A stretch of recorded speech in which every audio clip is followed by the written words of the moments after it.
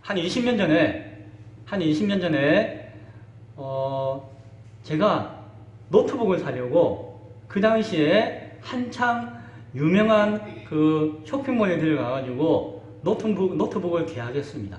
그런데 그 쇼핑몰이 유명했던 이유는 무엇인가 하니, 먼저 선불을 내면은 100만원짜리를 50만원에 반값에 주는 쇼핑몰이었어요. 그런데 돈을 내고 한 보름에서 한 달 정도 기다려야 되는 거예요. 그런 시스템의 쇼핑몰이었어요.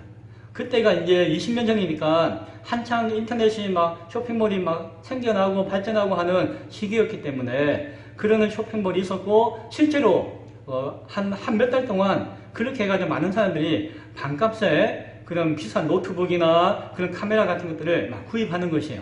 저도 뭐 여기저기 하나 보다가 노트북이 필요해서 하나 보다가 그걸 알게 돼가지고, 설마 반값에 하다가 뭐 유통 구조가 어떻고 마진이 어떻고 하면서 그렇게 해왔다 하니까는 저도 믿고 돈을 50만원을 딱 보내고 기다렸어요.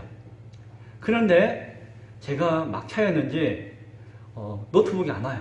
그리고 그 쇼핑몰은 문을 닫고 그 사장은 도망가 버렸어요. 그래가지고 그때 한창 뉴스에 났습니다. 뉴스에 나가지고 인터넷 쇼핑몰 사기해가지고 그 당시에 막 수억을 사기치고 도망갔던 피해가 있었고, 제가 그 중에 한 명으로 당했습니다. 그때 이후로 제가 노트북을 항상 중고만 삽니다. 그때 처음으로 큰 돈 들여서, 그때 당시에 100만원짜리면 어마어마한 거잖아요. 그 50만원에 산다 해가지고 되게 좋았는데, 그때 이후로 저는 새 걸 안 사고 항상 중고 노트북만 삽니다. 저에게 트라우마가 되었어요. 사기를 당했죠. 참 저는 제가 되게 똑똑한 줄 알았는데 반값이라고 하는 그 속임수에 욕심이 생긴 거예요. 그래서 속아 넘어갔어요. 20년 전 이야기입니다. 깨우쳤죠. 큰 교훈을 얻었습니다. 10년 전에 제가 사진 찍고 카메라 하는 거 좋아하잖아요. 10년 전에 큰 마음 먹고 렌즈가 좋은 게 하나 중고장터에 나왔어요. 중고나라라고 하는 그 중고장터에 렌즈가 나왔어요. 렌즈가 사실은 비쌉니다. 그 렌즈가 보통은 그게 한 70만원 하는 렌즈였는데, 그 장터에 한 35만원, 40만원이 나온 거예요. 이제 중고니까 좀 저렴하게 나올 수도 있는데, 조금 더 저렴하게 나온 거예요. 제가 생각했던 것보다 한 10만원 더 저렴하게 나온 거예요. 옳거니 하고, 제가 필요한 렌즈인데, 저렴하게 나왔네 라고 해서 그걸 또 돈을 딱 보냈어요. 중고 거래니까 믿고 거래하는 거잖아요. 자기는 중고 거래 이력도 많고, 자기는 거짓말 안 한다 막 해가지고, 뭐 자기를 보증하는 것도 막 올리고 해가지고, 저도 그 전에 몇 번 거래를 했기 때문에 선뜻 돈을 보냈는데, 돈을 떼먹고 렌즈를 안 보내는 거예요. 그래서 또 한 번 속았어요. 제 평생에 그렇게 사기를 당한 적이 딱 2번 있습니다. 2번 다 경찰서에 가가지고 다 이렇게 신고했습니다. 신고했는데 제가 돈을 받았을까요? 못 받았을까요? 절대 못 받죠. 신고는 했는데 못 받는 거였습니다. 억울한 나머지 신고는 했습니다. 사기꾼이 사기를 치려고 마음 먹고 작정해서 우리한테 딱 온다면은 우리는 그것을 이기기가 쉬울까요? 어려울까요? 자신 있으세요? 우리 귀가 얇잖아요. 또 우리에게 욕심이 있어요. 그러니까 사기를 당하는 사람의 공통점은 뭔가 하니, 좀 마음과 귀가 여무지 못하고, 또 하나는 욕심이 있어요. 욕심. 조금만 노력해가지고 큰 것을 얻고자 하고, 또한 작게 비용을 들여가지고 뭔가를 얻고자 하는 욕심이 있기 때문에 사기를 당하는 거죠. 그러니까 뭐가 쿵짝이 맞아야지 사기가 이루어지는 거예요. 사기꾼도 나쁘지만 사기를 당한 자신도 사실은 어리석은 면이 있고 또 연약함이 있었다라고 하는 것을 알게 되었습니다. 세상에서 가장 큰 사기꾼이 있습니다. 누굴까요? 사탄입니다. 타락한 천사 사탄은 세상에서 가장 큰 사기꾼이에요.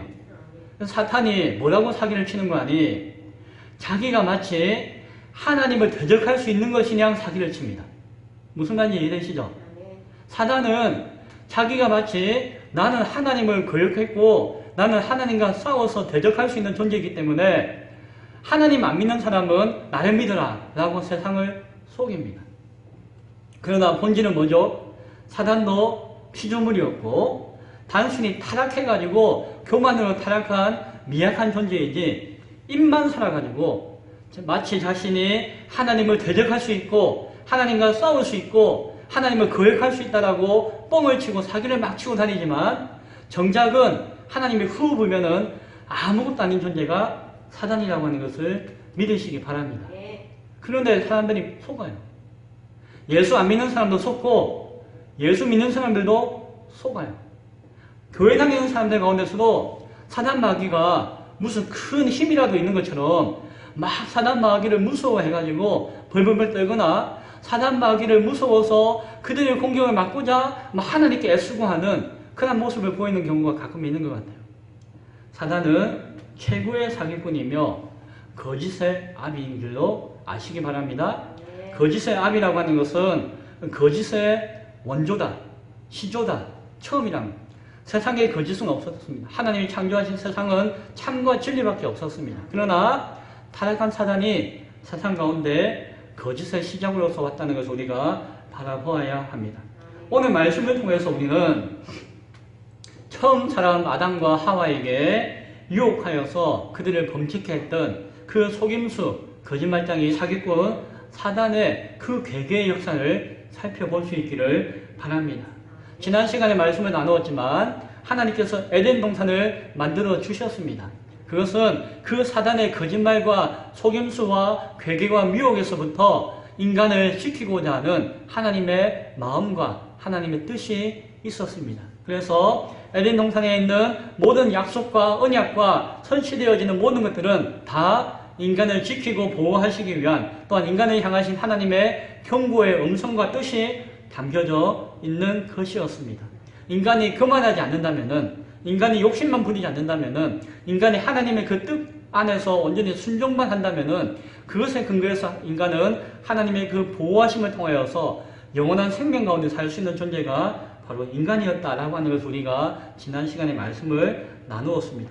그러나 오늘 나눌 이 사단의 괴계 가운데서 인간은 그 교만함으로 말미암아 분별력을 상실하고 미혹에 빠졌다는 것을 우리는 역사를 통해서 말씀을 통해서 보게 되어집니다. 먼저 그 미혹의 통로가 무엇이었는가를 잠깐 살펴보기를 원합니다. 자, 사단은 그 세상에 수많은 동물, 식물들이 있고 피조물들이 있었는데 그 가운데서 무엇을 선택하였나요? 뱀을 선택하였습니다. 들짐승 가운데서 가장 간교하다라고 성경은 이야기하는데 다른 말로 이야기하면은 가장 지혜로운 존재가 뱀이었다라고 성경은 이야기합니다. 예수님께서 신약에 와서 제자들을 파송하면서 보내실 때에 아이고 이놈들 내가 양을 잡아먹는 1위 떼들 가운데서 보내는 것 같아 라고 이런 마음을 이렇게 피력하신 것을 보게 되어집니다. 그러면서 예수님이 뭐라고 말씀하시는 거 아니? 마태복음 10장 16절에 보면은 뱀같이 지혜롭고 비둘기같이 순결하라 라고 말씀해 주셨습니다. 그 예수님의 말씀과 뜻을 생각해 볼 때에 어렵고 위기가 닥치고 힘든 상황에서 그것을 피하고 헤쳐나갈 수 있는 지혜를 가지고 있는 존재가 무엇이다? 뱀이라는 것입니다. 이 뱀의 특성은 굉장히 어렵고 힘든 상황이라 할지라도 그것을 헤쳐나가서 어려움을 피할 수 있는 그런 어떤 본능과 지혜를 가지고 있는 특징이 뱀에게 있다는 것이죠. 사단은 지금 큰 위기를 닥쳤습니다. 무엇입니까? 하나님 앞에 범죄함으로 말미암아 하나님 나라에서 쫓겨나와가지고 이 땅 가운데 내쳐지고 이제는 곧 멸망과 죽음을 당할 상황 가운데 빠지게 되었어요. 이 사단이 그 위기 가운데서 그 위기를 헤쳐나가는 그러한 본성을 가지고 있는 뱀의 역사를 힘입어서 사단은 자신의 위기를 헤쳐나가고자 하는 것을 보게 되었습니다. 그래서 사단은 뱀을 통하여서 거짓말을 일삼았죠. 또 하나 그 미혹의 통로 가운데 하나가 무엇이었는가 하니 사단은 아담에게 이야기하지 않고 누구에게 먼저 이야기하였습니까? 하와에게 이야기를 하였습니다. 사단이 선택한 자는 하와였고 하와를 통해서 유혹을 하였습니다. 그것을 통해서 우리가 알 수 있는 것은 이 속임수, 사기꾼, 거짓말장이는 그러나 지혜가 있어서 인간의 자신이 대적하고자 하는 자의 가장 연약한 점을 파고든다는 것을 우리는 바라볼 수 있어야 합니다. 아담은 사단에 대해서 미리 준비하고 있었습니다. 하나님께서 선악을 알게 하는 나무와 생명나무와 그리고 모든 짐승들의 이름을 짓게 함으로 말미암아 뛰어난 관찰력을 키워주심으로 말미암아 모든 것들을 통해서 자신을 지키고 보호할 수 있는 그런 것들을 안전장치를 다 만드시고 아담을 훈련을 시켜 주셨습니다. 어지간해서는 미혹 가운데 빠지지 않는 것이 아담이었어요. 냉철하게 이길 수가 있는 자가 아담이었습니다. 그리고 그럼에도 불구하고 사단은 인간을 미혹하여야 하겠기에 그 모든 훈련이 다 끝나고 난 다음에 나중에 지음받은 하와에게 찾아왔습니다. 하와도 물론 아담을 도울 수 있는, 아담을 든든히 세우고 자신도 아담을 통해서 하나님의 말씀과 경고와 안전장치에 대해서 다 배워서 이기도록 하였지만 그러나 훈련의 당사자인 아담보다는 연약하였기 때문에 아담의 소통과 아담의 도움이 필요한 존재였기 때문에 하와는 그 방비책이 비교적 약하였던 것 같아요. 그러니까 뱀은, 사단은 아담에게 오지 않고 하와를 통해서 공격하고 있는 것을 보게 되어집니다.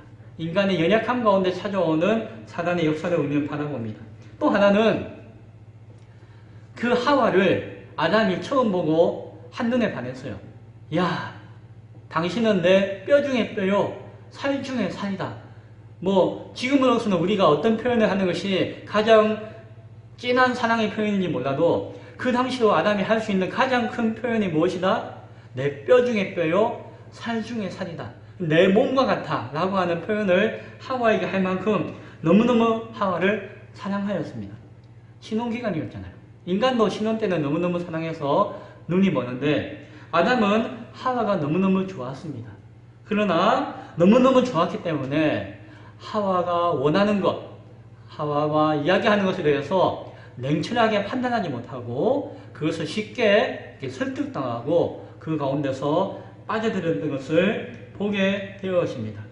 우리가 하나님 앞에 설 때에, 그 말씀 앞에 설 때에 우리가 조심해야 되는 것은 무엇인가 하니 하나님의 말씀과 하나님의 본질은 우리의 사랑하는 가족과 형제와 아내와 자식보다도 우선되어져야 한다는 사실을 기억할 수 있기 바랍니다.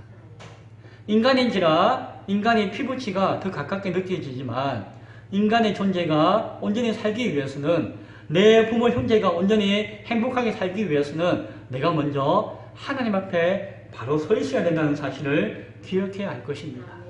처음 사람 아담은 그러하지 못했던 것 같아요. 그래서 하와를 통해서 미혹의 손길이 들어왔을 때에 하와를 통해서 자신에게 넘어오는 그 미혹을 아담은 끊지 못하고 선악을 알게 하는 나무의 열매를 먹음으로 말미암아 범죄하였던 것을 보게 되어집니다. 또 미혹의 통로 세 번째는 무엇인가 하니 그 하나님의 말씀에 대해서 분명하고 절대적인 확신과 순종에 서지 못할 때에 인간이 넘어졌다는 것이에요. 자, 3장 1절에 보면은 사단이 여자에게 뭐라고 이야기하는 거 보니 하나님이 참으로 정말로 너희에게 동산 모든 나무의 열매를 먹지 말라 하시더냐라고 묻습니다. 자, 그 뉘앙스를 잘 생각해 보세요. 정말이냐? 참으로? 참이냐? 라고 묻는 것이요. 그리고 동산의 모든 나무를 먹으라고 하셨는데 굳이 저거 하나쯤 안 먹어도 되지 않겠느냐라고 하면서 동산의 모든 나무의 열매를 먹지 말라 하시더냐라고 거짓말을 해요. 하나님은 동산의 모든 나무를 먹지 말라고 하신 적이 없어요. 그렇죠? 하나님은 선악을 알게 하는 나무 딱 하나, 모든 것을 다 먹으라. 그러나 단 하나 먹지 말고 그것을 통해서 나의 명령을 순종하고 나를 기억하라고 부탁하신 것인데 뱀은 뭐라고 하는 거 아니? 하나님이 모든 나무의 열매를 먹지 말라고 하시더냐? 라고 묻는 거예요. 그러면 아니오죠. 모든 것을 먹지 말라고 하지 않았으니까. 그렇게 어영부영하면서 하나님의 말씀을 왜곡하고 변질시켜서 미혹하는 것을 보게 되어지느냐. 그리고 먹지 말라 하느냐 말느냐 라고 하면서 다시 한번 생각해 보지 않겠느냐라고 하면서 살살 생각을 긁어요. 사단이 하나님의 말씀을 인용하는 것 같습니다. 하나님 말씀을 무시하지 않습니다. 사단도 하나님 말씀을 인정하고 그 말씀을 존중하고 그 말씀을 인용하는 것 같지만 사기꾼이 교묘하게 그 말씀을 바꾸거나 그 말씀을 의심하거나 그 말씀을 잘못 판단하게 만들어 버린다라고 하는 것입니다. 결국에는 불신하게 하고 회의감을 만들어서 어떻게 만듭니까? 정말일까? 그렇지 않을 수도 있지. 모든 것을 다 먹으라고 하시는데 굳이 저거 하나쯤은 꼭 그래야만 할 것인가? 라고 하는 의심과 회의감을 인간에게 불어넣는 것이에요. 그렇게 하지 말라고 이야기하지 않고 스스로 그렇게 생각하게끔 이렇게 부채질을 하는 것이 사단의 모습이었던 것을 보게 되어집니다. 오늘날도 사단은 그 거짓말장인을 우리에게 찾아옵니다.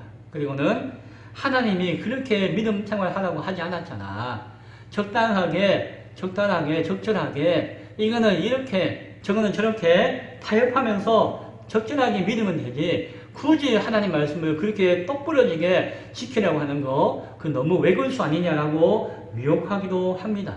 이때가 되어지면 이렇지. 자, 이 말씀은 저 도시에 있는 죄인들을 향한 말씀이지 이 시골의 인심은 그렇지 않잖아. 그러니까 적당하게 생활하면 되지 라고 미혹하는 것이 사단의 속임수이고 사기라고 하는 것이.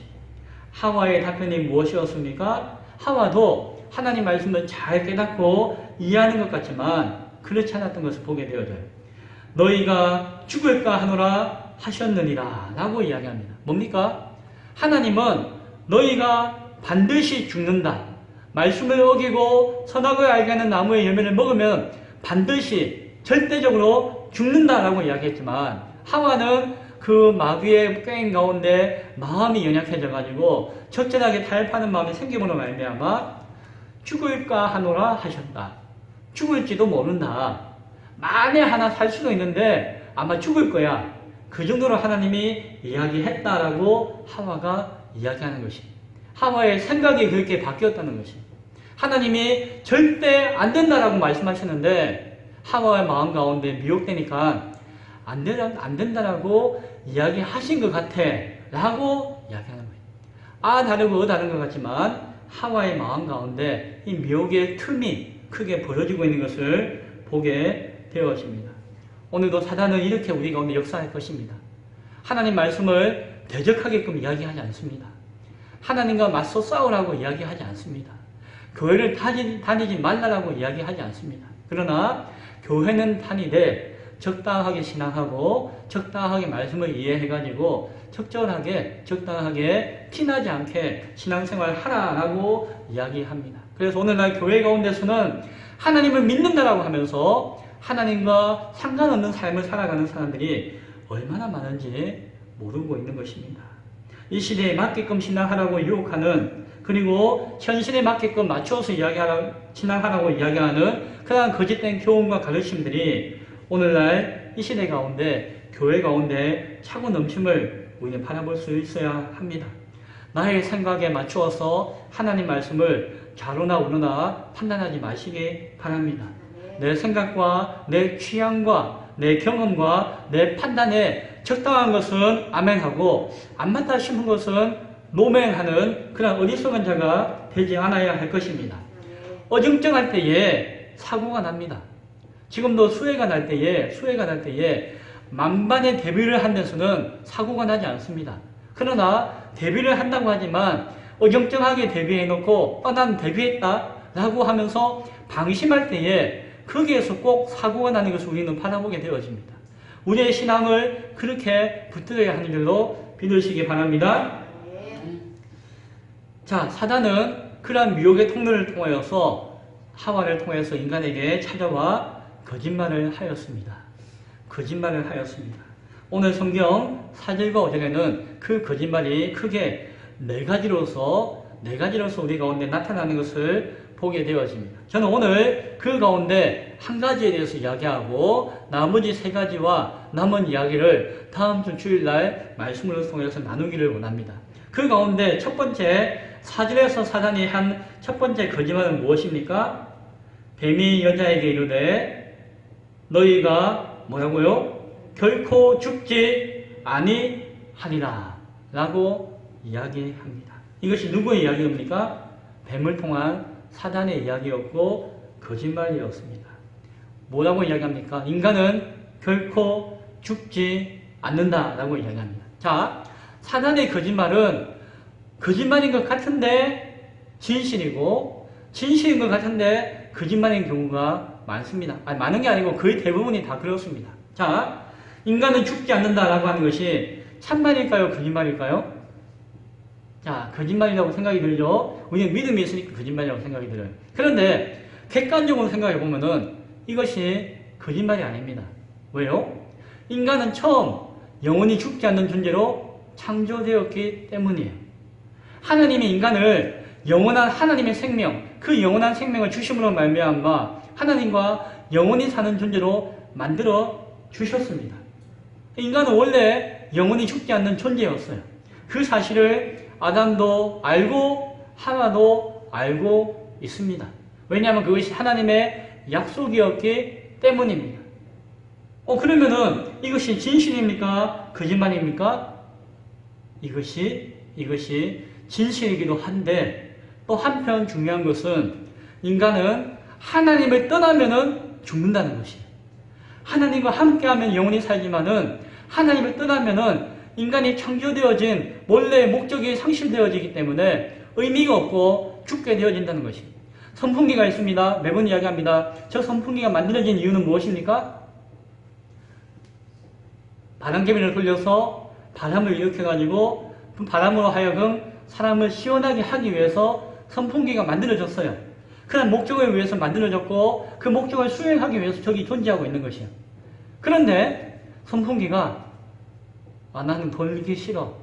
난 돌기 싫어.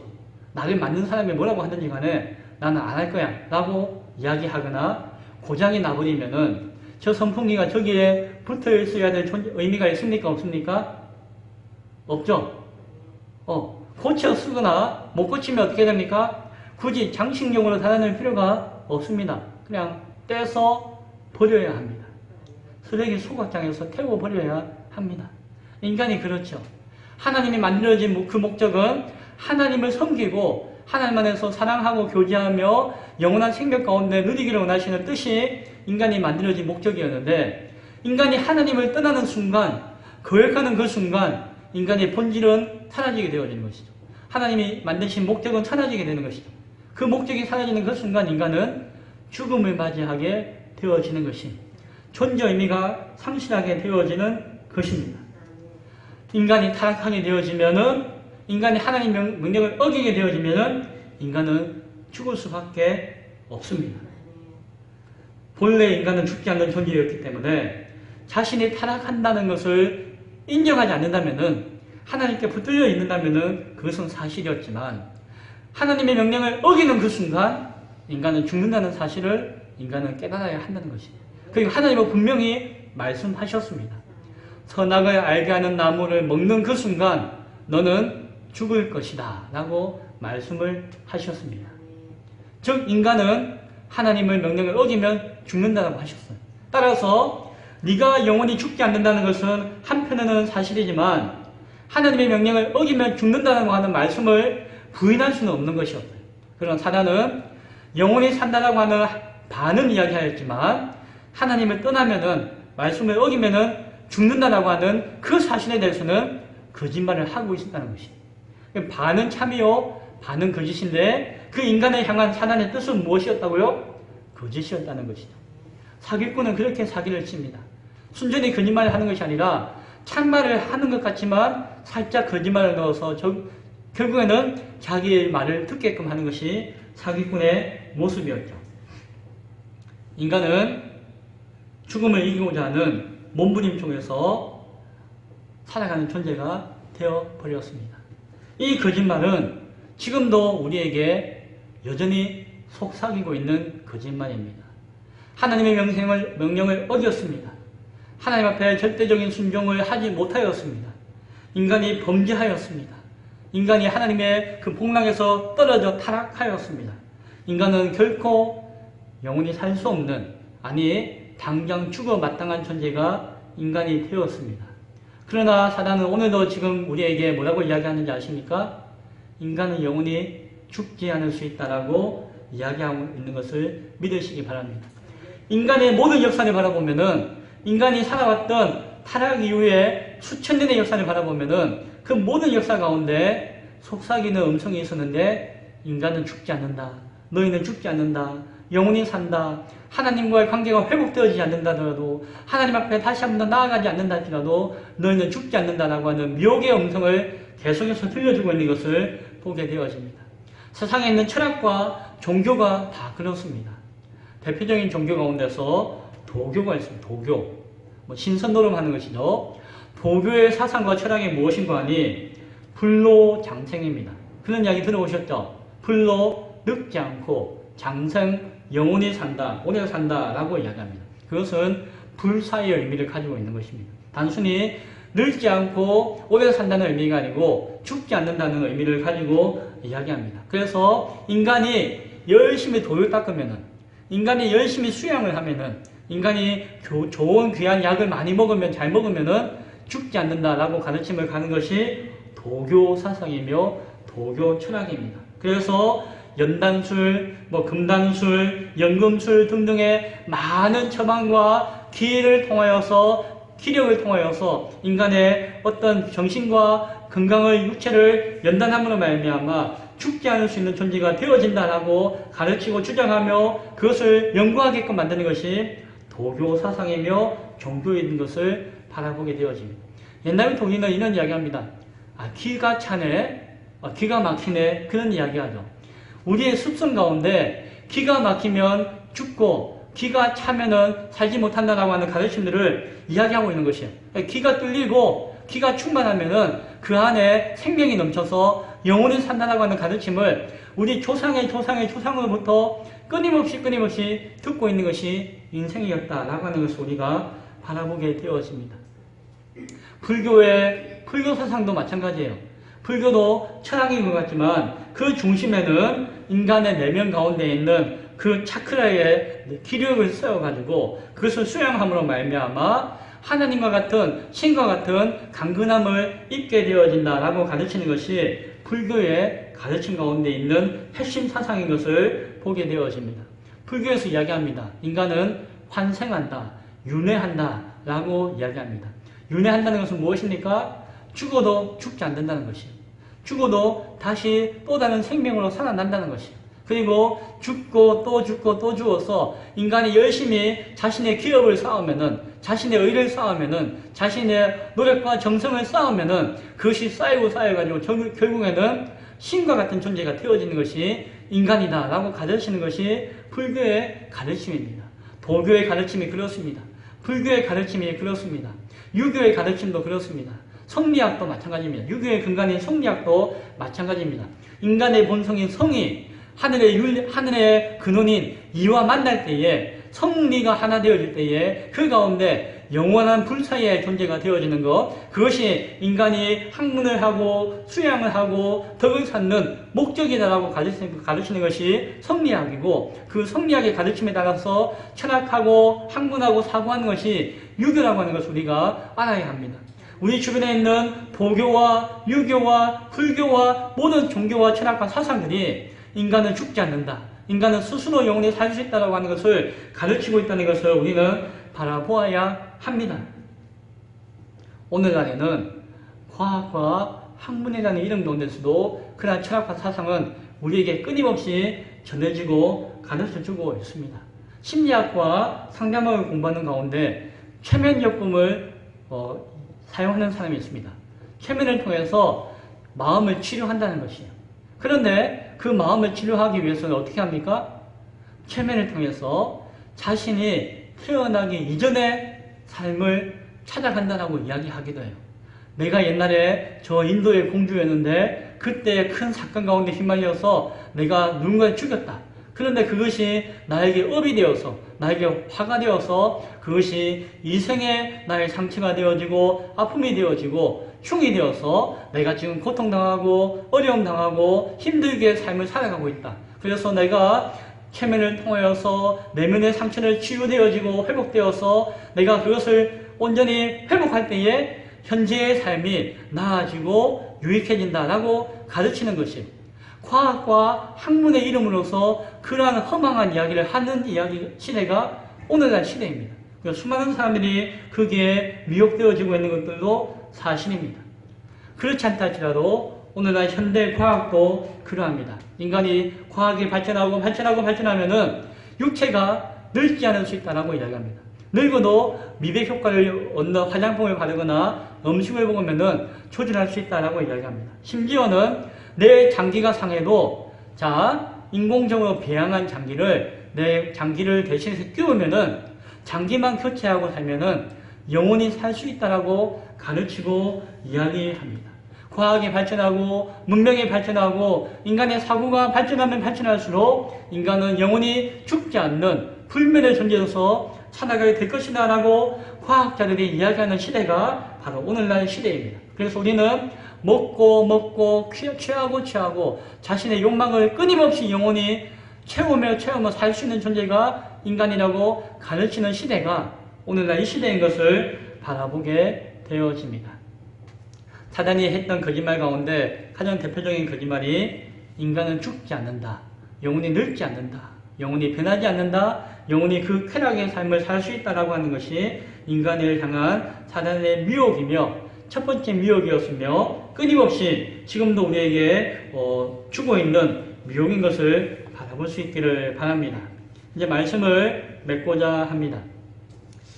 사단의 미혹과 그것을 이루기 위한 전술과 전략은 참으로 지혜롭지만 참으로 집요하고 참으로 사악한 것을 우리는 바라보아야 할 것입니다.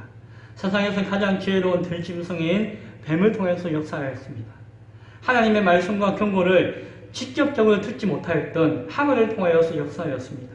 하나님의 말씀에 대해서 완전한 확신을 가지지 못하는 그 연약한 가운데 사단은 역사하였습니다.